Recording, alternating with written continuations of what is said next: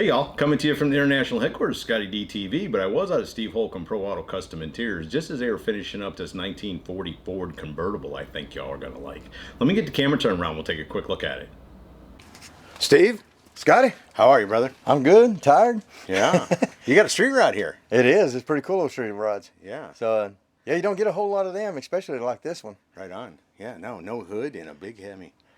Correct. Yeah, the customer said it was a 358 HEMI. Wow. So, and what's really crazy is 3 on the tree. That's crazy. Yeah, I mean, most people change them out, put 4 or 5 speed in the 4 or automatic, but this one's truly a 3 on the tree with a HEMI. So I mean, even back in the day, people would take them off the column and put them on the floor, right? Right.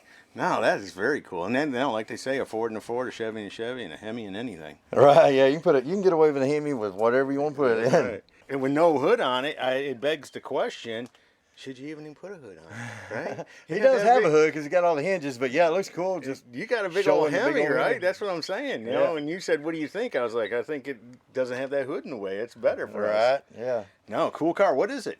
It's a 1940 Ford Convertible. It belongs to Bob Johnson, and they, I guess they lowered the top a little bit, and done some modifications on the roof itself with the frame and stuff, and we custom made a convertible top to fit that frame and everything. So it turned out really nice. You can't buy a convertible top for a car that somebody has done modifications on the frame rails and stuff like that. Right. So if that has been done, you have to custom make it yourself, and we custom made that one, and it looks just like you could have bought it that way. No, well, you couldn't have bought it that way because I think it's much better. Fit and finish is better. And people that have not seen how to make a convertible top video we did, you literally start with a flat piece of material and go from there. Yeah, that and some pattern material, cut it and fit it, shape it, and it's a process. Yeah, if they need to go back and look at that convertible top video, how to make one. 4 days. 4 days I was out here to get that. But at the end, people love it. And, again, I think quality shows when you look at this car. You can see that, it's got a top on it. But to know that it's all custom, it's been chopped, so you couldn't go buy one. And that started as a flat piece of material. That's just amazing to me. Yeah, you can't just buy that one out of a box and put it on. It was all scratch made. Right on. So what'd you do with the interior? Well, we tried to get this thing looking as close to original as possible. Bob picked out some corded-like material like it would have been era correct for 1940.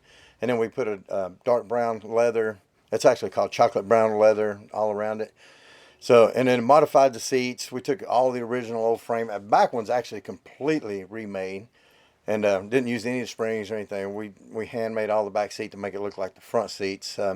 Front seat, Bob wanted something that was set down. Them old cars had them big old gigantic springs in them and just wasn't really comfortable. So we got rid of all the springs, modified, made the whole bottom and the back where we could 3D it, put panels around it so where you sink in like a bucket seat. Right. He said he didn't want to slide around like them old timey ones, they just had a piece of vinyl slid all the way across, and you go to turn the curve, next thing you know, you're trying to steer from the passenger side. No, and I think it does. It has a how do I want to put it? Because it almost doesn't even have a custom look to it. It looks like when you look in it that could have came from back then. The materials match and the style and the way you did the inserts, and the dash doesn't look like it's been changed. The gauges are upgraded. But especially when you got a 3 on the tree. Yeah. You think to yourself, boy, those are some really nice seat covers they found somewhere. Yeah, actually I looked, because we want to keep period correct look on the car, so I looked up some 40 Ford interiors. They wasn't none of them that looked like, I wouldn't put nothing in any of them. The factory ones just did not look good. So I looked at it and just seen what we can do to incorporate the door panels and everything where it look like a 40 model car would look, but better. And I noticed on the dash it had the 2 aluminum chrome strips that go across the dash. So I just carried that on into the door panels, run them all the way back, and got some later model Ford Galaxy door handles with the chrome in the middle of it, and remodified those, covered those. So we fixed it up. It's got a later model Ford window cranks too that look better than the factory ones did, and they're chrome. So gave it an upgraded look, but it still looked like 1940s correct interior. Yeah, without a question. If you weren't here to explain it to me, I would never guess any of that. Because there again, it has a real tidy custom from that aspect of custom look to it, but it looks like just like the rest of the car. It looks like it could have came in 1940 with, like I said, the materials you all chose and the styling you did. Yeah. Does not look out of place at all. We like to make sure that when your doors are shut, all your gaps are lined up real nice and neat. Don't like any, everything's got to be right. Right. And then obviously, when you open the trunk, it's got that same feel. We did all the leather around it, made a door so you can get back to the batteries. Got a cut on off switch back there, and put the German loop carpet, the brown German loop, because that's more the type of carpet it would have had back in the 40s or 50s. So. Right. No, I think you and the boys killed another one. Well, I appreciate it. I think it turned out pretty neat. Bob come up here. He paid for it, so Right. I guess he liked it. Yeah, right. So, yeah, I'm tickled with it. No, killed it again, brother. Well, Scotty, I appreciate it. So there you go, from Steve Holcomb Pro Auto Custom Interiors. A very cool 1940 Ford Convertible Street Rod with a HEMI. Hope you all have enjoyed it. See ya!